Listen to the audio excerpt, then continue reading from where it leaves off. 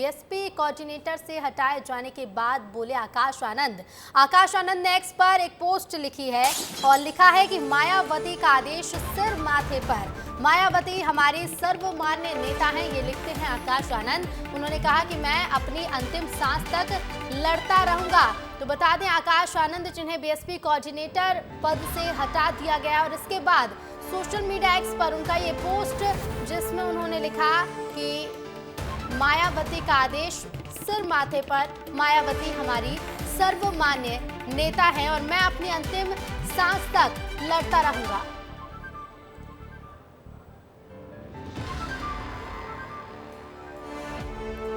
उन्होंने लिखा है कि मैं अपनी अंतिम सांस तक लड़ता रहूंगा और इसी पर ज्यादा बातचीत के लिए हमारे साथ लखनऊ से रेजिडेंट एडिटर आदर्श सिंह जुड़ गए हैं। आदर्श, बीएसपी कोऑर्डिनेटर पद से हटा दिया गया आकाश आनंद को और उसके बाद उनका ये सोशल मीडिया एक्स पर पोस्ट भी सामने आया। हाँ बिल्कुल, निश्चित तौर पर 2 दिन पहले ही बीएसपी कोऑर्डिनेटर के पद से और साथ ही साथ अपने जो उनके कर्ता धर्ता बनाए गए थे उस पद से भी, उस जिम्मेदारी से भी उनको हटाया गया था। तो निश्चित तौर पर कई दिनों से लगातार इस बात की चर्चा हो रही थी कि आखिर ऐसा क्यों किया गया है मायावती की तरफ से, और इस पूरी घटनाक्रम पर आकाश आनंद ने जो है चुप्पी साध के रखी हुई थी। और इसके बाद आज जो प्रतिक्रिया दी है, माना जा रहा है कई दिनों से जब से उनका FIR हुआ था उसके बाद से लगातार उसको पब्लिक से रेडियो गायब थे और पहली प्रतिक्रिया मायावती फैसले के बाद आई है। जी बिल्कुल आदर्श, शुक्रिया आपका हमसे जुड़ने के लिए और जानकारी के लिए। तो सोशल मीडिया एक्स पर ये उन्होंने पोस्ट किया और बताया कि मायावती हमारी सर्वमान्य नेता हैं, मायावती का आदेश सिर माथे पर है। तो आगे बढ़ेंगे, चलिए और अब बात करेंगे मध्य प्रदेश की। मध्य प्रदेश में चौथे चरण में 8 सीटों पर वोटिंग होनी है और ये सीटें मालवा और निमाड़ की हैं। तो राज्य में सियासी तौर पर पूरा फोकस इन दिनों मालवा और निमाड़ पर ही है। डॉक्टर मोहन यादव भी इस अंचल में तूफानी प्रचार कर रहे हैं। आज मुख्यमंत्री खंडवा, खरगोन, देवास में प्रचार से लेकर रोड शो करेंगे। सीएम खंडवा लोकसभा क्षेत्र के भीकनगांव विधानसभा के हेला पड़ाव में जनसभा करेंगे। सीएम खरगोन लोकसभा क्षेत्र के निवाली में जनसभा करेंगे। सीएम शाम में देवास में जनसभा और रोड शो भी करने वाले हैं। तो मालवा निमाड़ में चौथे चरण में होना है मतदान और चौथे चरण में मतदान को लेकर बीजेपी पूरे एक्टिव मोड पर है। लगातार मुख्यमंत्री के तूफानी दौरे और 8 सीटों पर वोटिंग होगी। इधर मध्य प्रदेश के साथ बात छत्तीसगढ़ की करें तो छत्तीसगढ़ के नेता लगातार ओडिशा में प्रचार करने जा रहे हैं। मुख्यमंत्री विष्णुदेव साय आज भी ओडिशा में धुआंधार प्रचार करेंगे। सीएम विष्णुदेव साय आज ओडिशा के कोरापुट में 3 सभाओं को संबोधित करेंगे। तो डिप्टी सीएम अरुण साव प्रचार के लिए ओडिशा में ही रहेंगे। आज से अगले 3 दिनों तक अरुण साव ओडिशा में प्रचार करेंगे, जहां वो अलग अलग सीटों पर जाएंगे। और इससे पहले छत्तीसगढ़ बीजेपी अध्यक्ष किरण सिंहदेव भी ओडिशा के दौरे पर हैं।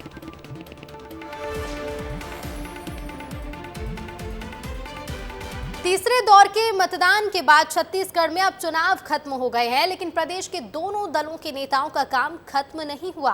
छत्तीसगढ़ के नेताओं को पड़ोसी प्रदेश में चुनाव प्रचार के काम में लगा दिया गया है। अब चुनौती बड़ी है नेताओं की, जिनको ओडिशा में नवीन पटनायक की पार्टी को चुनौती देना है। कैसे देंगे चुनौती, इस रिपोर्ट में देखिए। छत्तीसगढ़ में 11 सीटों पर हुए मतदान के बाद अब बीजेपी और कांग्रेस के नेताओं को नई जिम्मेदारियां भी मिल गई हैं। दोनों ही पार्टियों के नेता अब पड़ोसी राज्य उड़ीसा में भी अपना चुनावी जौहर दिखाते नजर आएंगे। उड़ीसा इसलिए भी खास है क्योंकि यहाँ लोकसभा चुनाव के साथ ही विधानसभा चुनाव भी चल रहे हैं और 20 सालों से उड़ीसा में नवीन पटनायक की सरकार है। ऐसे में अब बीजेपी और कांग्रेस दोनों ही पार्टियों की कोशिश ज़्यादा से ज़्यादा सीटें हासिल करने की है। छत्तीसगढ़ के पूर्व सीएम भूपेश बघेल ने उड़ीसा में मोर्चा संभाला हुआ है, तो मुख्यमंत्री विष्णुदेव साय ने भी कोटपाड़, उमेरकोटे में चुनावी सभाएं की। इसके अलावा डिप्टी सीएम अरुण साव नुआपाड़ा में प्रचार करेंगे। 11 मई को बीजेपी प्रदेश अध्यक्ष किरण सिंहदेव कई इलाकों में बैठकें और कार्यक्रम में शामिल होंगे। अब जरा वजह जान लीजिए कि आखिर क्यों छत्तीसगढ़ के नेताओं को ओडिशा में चुनाव प्रचार के लिए भेजा जा रहा है। ओडिशा के कई इलाके छत्तीसगढ़ से लगे हैं। पूर्ववर्ती इलाके में छत्तीसगढ़ का प्रभाव है। दोनों ही राज्यों में सांस्कृतिक समानता भी है। दोनों ही राज्यों के लोगों की आवाजाही ज्यादा है। छत्तीसगढ़ में चुनाव संपन्न हो चुके हैं, इसके बाद उड़ीसा में चुनाव होने हैं। तो जब छत्तीसगढ़ प्रदेश जो है उड़ीसा के पूरे आधे क्षेत्र से लगा हुआ प्रदेश है और छत्तीसगढ़ के एक अलग प्रभाव भी है उड़ीसा के जो पूर्ववर्ती इलाके हैं वहाँ। तो इस को देखते हुए छत्तीसगढ़ के तमाम नेता, माननीय मुख्यमंत्री जी से लेकर मंत्रियों तक का और माननीय प्रदेश अध्यक्ष जी से वरिष्ठ नेताओं का भी वहाँ पर प्रवास है, ताकि वहाँ पर भारतीय जनता पार्टी के जो भी प्रत्याशी खड़े हैं उनका सहयोग कर सके इस वहीं कांग्रेस के संगठन महामंत्री मलकीत सिंह गौदू का कहना है कि जिन जिन जगहों पर प्रदेश के नेताओं की मांग हो रही है वहां पार्टी के नेता प्रचार करने जा रहे हैं। कल जो है हमारा 7 लोकसभा का चुनाव कल ख़त्म हुआ और आज हमारे सारे नेता जो हैं वो उड़ीसा में जहाँ जहाँ डिमांड आ रही है, जहाँ जहाँ प्रत्याशियों का, जहाँ जहाँ हमारे पार्टी फोरम अपने पार्टी से जहाँ भी जिनकी बात आ रही है वो जाके वहाँ चुनाव प्रचार कर रहे हैं। छत्तीसगढ़ के नेता उड़ीसा के दौरे पर चल पड़े हैं, लेकिन उड़ीसा के चुनाव में कितना असरदार होंगे और अपनी अपनी पार्टी के लिए कितना माहौल बना पाएंगे, ये देखने वाली बात होगी। ब्यूरो रिपोर्ट, विस्तार न्यूज़। लोकसभा चुनाव के चौथे चरण की वोटिंग से पहले एक बार फिर से नेताओं में तल्ख बयानबाजी हो रही है। हैदराबाद में प्रचार के लिए पहुंची बीजेपी नेता और अमरावती से बीजेपी उम्मीदवार नवनीत राणा ने बहुत तल्ख बयान दिया। उन्होंने ओवैसी भाइयों पर जोरदार वार करते हुए कहा कि अगर 15 सेकंड के लिए पुलिस हटा ली जाए तो छोटे और बड़े को ये पता नहीं लगेगा कि कहां से आया और कहां को गया। 2013 में एक सभा के दौरान अकबरुद्दीन ओवैसी ने भड़काऊ भाषण दिया था। अकबरुद्दीन ओवैसी ने देश के पुलिस और सिस्टम को खुलेआम चुनौती दी थी। वो छोटा भाई बड़ा भाई ना, छोटा और बड़ा। छोटा बोलता है कि पुलिस को 15 मिनट हटा दो तो हम दिखाएंगे बोले कि क्या कर सकते हैं। छोटे को मेरा कहना है तेरे को 15 मिनट लगेंगे छोटे, और हमको सिर्फ 15 सेकंड लगेंगे। 15 सेकंड पुलिस को हटाया, 15 सेकंड अगर पुलिस को हटाया तो छोटे को बड़े को ये पता नहीं लगा कहां से आया और कहां को गया। सिर्फ 15 सेकंड लगेंगे हम लोगों को जिस दिन हम मंच पे आ गए। तो अकबरुद्दीन ओवैसी ने क्या भड़काऊ भाषण दिया था वो भी हम आपको सुनवाते हैं। हम 25 कौड़ है ना, तुम 100 कौड़ है ना, ठीक है, तुम तो हमारे से इतने ज्यादा है। 15 मिनट के लिए पुलिस को हटा लो, बता लेंगे किसमें हिम्मत है, कौन ताकतवर है। और मध्य प्रदेश में तीसरे चरण के मतदान के आंकड़े चुनाव आयोग ने जारी कर दिए हैं। जहां मध्य प्रदेश में कुल मतदान 73% के आसपास रहा, तो वहीं वीआईपी सीटों पर बम्पर मतदान हुआ। विदिशा लोकसभा सीट में 74%, गुना में 72, तो राजगढ़ में सबसे ज्यादा 76% मतदान हुआ। हालांकि महिलाओं को वोट प्रतिशत केवल 63 ही रहा। तो तीसरे चरण के मतदान के आंकड़े चुनाव आयोग ने जारी कर दिए हैं और सबसे ज्यादा वोटिंग राजगढ़ लोकसभा सीट पर हुई। मध्य प्रदेश की जो सभी हाई प्रोफाइल सीटें थी तीसरे चरण की, विदिशा, गुना और राजगढ़, यहां सबसे ज्यादा मतदान हुआ है। और तीसरे चरण में मतदान बैतूल में भी हुआ, जहां के 4 मतदान केंद्रों पर अब 10 मई को फिर से वोट डाले जाएंगे। चुनाव आयोग ने दोबारा मतदान को लेकर कार्यक्रम जारी कर दिया है। 10 मई को चारों पोलिंग बूथ पर सुबह 7 बजे से शाम 6 बजे तक वोटिंग होगी। दरअसल बैतूल में ईवीएम ले जा रही एक गाड़ी में आग लग गई थी, जिसमें कुछ ईवीएम को भी नुकसान पहुंचा था और अब 4 पोलिंग बूथ पर रिपोलिंग का फैसला लिया गया है। इंदौर में बीजेपी के वरिष्ठ नेता गोविंद मालू का निधन हो गया। बीजेपी के पूर्व प्रदेश मीडिया प्रभारी थे गोविंद मालू, जिनका निधन हो गया है। खनिज विकास निगम के पूर्व उपाध्यक्ष भी थे गोविंद मालू। बता दें गोविंद मालू ने धार में हमारे खास प्रोग्राम लोकसभा में भी शिरकत की थी और वहां बीजेपी का पक्ष रखा था। बीजेपी के दिग्गज नेता, उनका निधन बेहद दुखद है।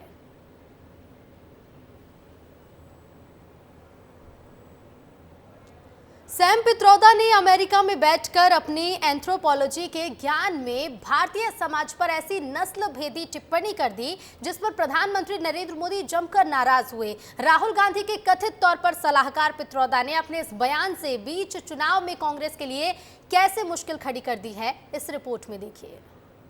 पहले विरासत टैक्स और अब रंग भेद। सैम पित्रोदा के एक बयान से आज एक बार फिर सियासत में बवाल मच गया है।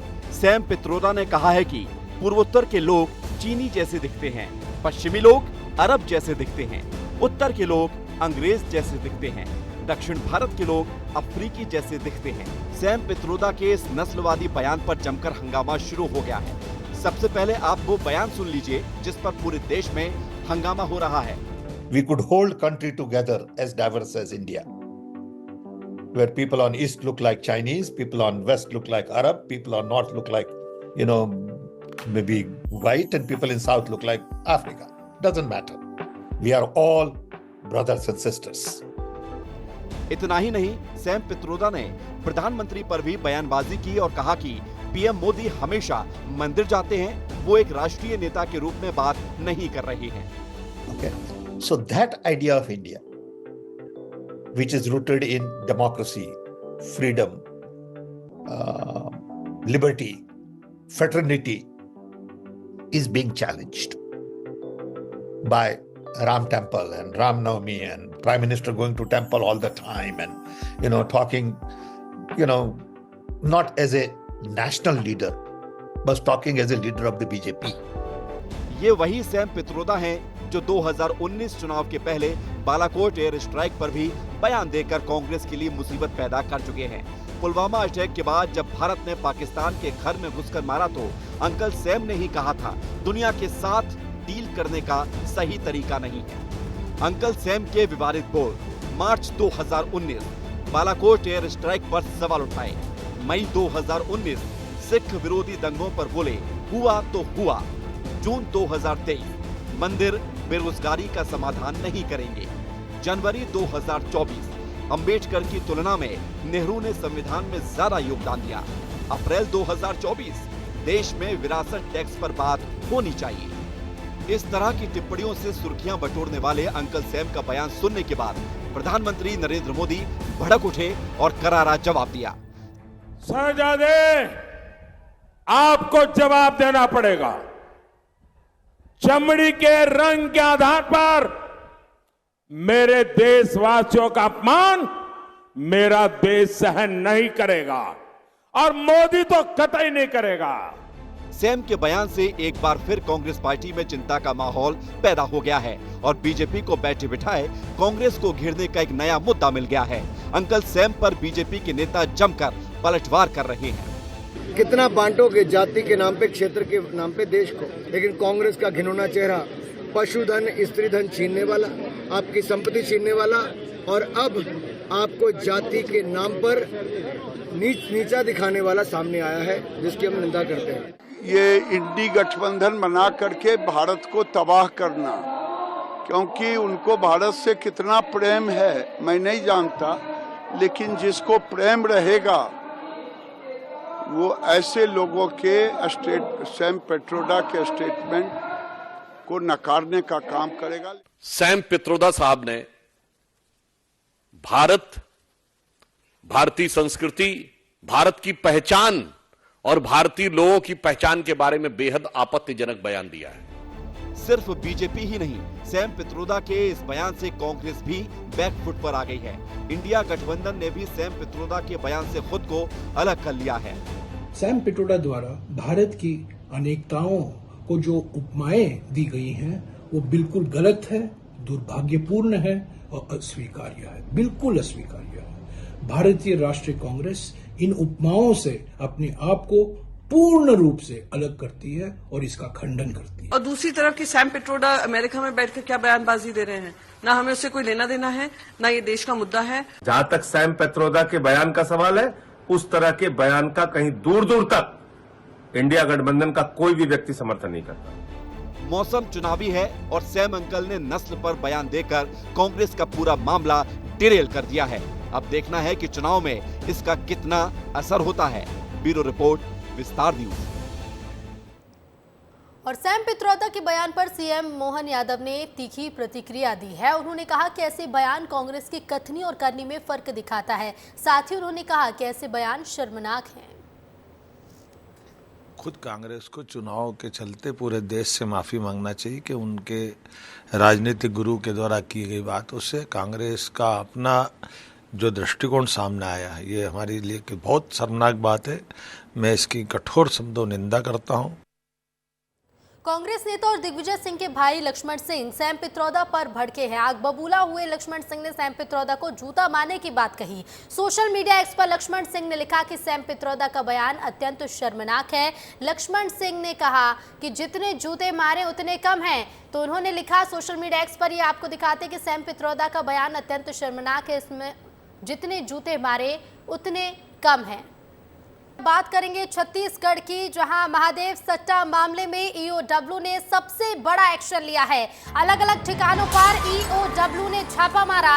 रायपुर, दुर्ग, भिलाई, बिलासपुर पर छापे की कार्रवाई की गई है। इसके साथ ही आपको बता दें कांकेर, राजनांद गांव में भी रेड जारी है। ईओडब्ल्यू ने अब तक की सबसे बड़ी कार्रवाई को अंजाम दिया है। महादेव सट्टा मामले में ईओडब्ल्यू ने सबसे बड़ा एक्शन लिया और अलग अलग ठिकानों पर ईओडब्ल्यू ने छापा मारा है। रायपुर, दुर्ग, भिलाई, बिलासपुर पर छापे की कार्रवाई चल रही है। इसके साथ ही कांकेर और राजनांद गांव में भी छापेमार कार्रवाई जारी है। अब तक सबसे बड़ी कार्रवाई, ईओडब्ल्यू ने सबसे बड़ा एक्शन लिया है। अलग अलग ठिकानों पर छापा मारा गया है। संवाददाता खोमन सीधे लाइव जुड़ रहे हैं। खोमन, कई ठिकानों पर छापामार कार्रवाई की जा रही है, क्या कुछ ज्यादा जानकारी है? देखिए ऋतु, अलग अलग जगहों पर और जो जिस तरीके से कार्रवाई चल रही है, महादेव सट्टा ऐप और शराब घोटाले से पूरा मामला जुड़ा हुआ है। क्योंकि पिछले दिनों आपने देखा था कि अनवर ढेबर जो शराब घोटाले के मामले में गिरफ्तार हैं, उनसे ईओडब्ल्यू के अधिकारियों ने एक सप्ताह तक पूछताछ की थी। इसके अलावा जो महादेव सट्टा ऐप से जुड़े जो कारोबारी है, महादेव सट्टा ऐप जुड़े से जो मामले में जो लोग गिरफ्तार हुए हैं, उनसे भी लगातार ईओडब्ल्यू के अधिकारी पूछताछ कर रहे थे। पूछताछ होने के बाद हमने और विस्तार न्यूज़ की टीम ने पहले ही कह दिया था कि और भी बहुत सारे लोग जो है इसके जद में आएंगे, और यही हुआ भी कि ईओडब्ल्यू के अधिकारियों ने अलग अलग ठिकानों पर प्रदेश भर में कार्रवाई शुरू कर दी है शराब से जुड़े मामले में। और इसके अलावा जो महादेव सट्टा ऐप से जुड़े मामले में अलग अलग ठिकानों पर कार्रवाई चल रही है। कार्रवाई में क्या कुछ निकल कर सामने आएगा, ये तो देखने वाली बात होगी ऋतु। लेकिन जिस तरीके से आज सुबह से ही तमाम जो ईओडब्ल्यू के अधिकारी प्रदेश भर के अलग अलग, जो चाहे राजधानी रायपुर की बात की जाए, बिलासपुर की, कांकेर की बात की जाए, दुर्ग, भिलाई की बात की जाए, सभी जगहों पर छापेमार कार्रवाई चल रही है। और इससे जो सराफा व्यापारी है, अलग अलग जो संस्थानों से जुड़े जो लोग हैं, उनके यहाँ छापेमार कार्रवाई चल रही है। कुल मिलाकर समझा जा सकता है ईओडब्ल्यू के जो अधिकारी हैं, जो शराब घोटाले से जुड़े लोग हैं, इसके अलावा जो महादेव सट्टा ऐप से जुड़े हुए लोग हैं, आने वाले दिनों में और कई ऐसे नाम हैं किस पर शिकंजा कसा गया और इस कार्रवाई में क्या कुछ बरामद किया गया। फिलहाल शुक्रिया आपका हमसे जुड़ने के लिए और जानकारी के लिए। और इसके साथ ही आगे भी बात छत्तीसगढ़ की करेंगे, क्योंकि आज छत्तीसगढ़ में 10वीं और 12वीं बोर्ड के नतीजे जारी किए जाएंगे। दोपहर 12:30 बजे छत्तीसगढ़ बोर्ड के नतीजे जारी होंगे। आज माध्यमिक शिक्षा मंडल अध्यक्ष रेणु पिल्ले घोषित करेंगी परिणाम। हालांकि आपको बता दें कि शिक्षा मंत्री आचार संहिता की वजह से इस बार शामिल नहीं होंगे। आज छत्तीसगढ़ के छात्रों का इंतजार खत्म होने जा रहा है। 10वीं और 12वीं बोर्ड के नतीजे आज घोषित किए जाएंगे। दोपहर 12:30 बजे रिजल्ट घोषित होंगे। दोपहर 12:30 बजे आज छत्तीसगढ़ 10वीं और 12वीं बोर्ड के नतीजे जारी किए जाएंगे। और इसके साथ ही आपको ये भी बता दें कि छत्तीसगढ़ में नक्सलियों के खिलाफ लगातार कार्रवाई चल रही है। सुकमा जिले में नक्सलियों के खिलाफ सुरक्षा बलों को बड़ी सफलता मिली है। सुरक्षा बलों ने 1-1 लाख के 2 इनामी समेत 7 नक्सलियों को गिरफ्तार किया। इन दोनों नक्सलियों के पास से भारी मात्रा में विस्फोटक सामग्री भी बरामद की गई। कवर्धा में नक्सलियों से निपटने और आपराधिक मामलों को कम करने के लिए प्रशासन अलर्ट मोड पर है। जिले के गांवों में 4 नए कैंप बनाए जा रहे हैं। ये कैंप समनापुर, कुमान, बहना खुदरा, मारा डबरा में बनाए जाएंगे। गृह मंत्री विजय शर्मा ने इसकी जानकारी दी। नए कैंप के बनाने के काम नई सरकार के साथ शुरू हो गए हैं। इन सभी कैंपों के माध्यम से नक्सलिज्म को इधर इस क्षेत्र में, कवर्धा जिला कबीरधाम के क्षेत्र में बढ़ने से रोका जाएगा। उनका जो मूवमेंट इधर से है उस पर भी लगाम लगेगा। और अनावश्यक तौर पर जब कहीं और दबाव बढ़ता है तो यहाँ से आकर के गुजर कर गाँव वालों को कुछ परेशान करना और इस तरीके की गतिविधियाँ होती हैं, उन सब बातों से यह स्थान सुरक्षित हो, इसके लिए इन सारे कैंपों को खोला जा गया है और आने वाले समय में और कैंप खोले जाएंगे। उत्तराखंड में 11वें ज्योतिर्लिंग केदारनाथ धाम के कपाट कल से खुलने जा रहे हैं। इससे पहले विशेष पूजा अनुष्ठानों का सिलसिला रविवार से शुरू हो चुका है। बाबा 10 मई से अपने भक्तों को दर्शन देंगे, तो कल केदारनाथ धाम के कपाट खुलेंगे। उत्तराखंड में 11वां ज्योतिर्लिंग है केदारनाथ धाम, जहां के कपाट कल से खुलने जा रहे हैं और इससे पहले विशेष पूजा अनुष्ठानों का सिलसिला भी शुरू हो चुका है। रविवार से पूजा जारी है।